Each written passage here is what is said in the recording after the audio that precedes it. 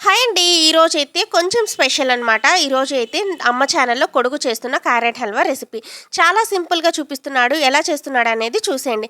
First అయితే క్యారెట్‌ని ఇలా తురిమి పెట్టుకున్నాడనమాట. ఈ విధంగా చేసుకున్న తర్వాత ఒక కడాయి తీసుకొని క్యారెట్ మొత్తం కూడా ఇందులో వేసి డ్రై అయ్యేదాకా కూడా ఫ్రై చేసుకోవాలి. ఇలా డ్రై అయిన తర్వాత మనం 1 కప్ షుగర్ అయితే తీసుకున్నాము.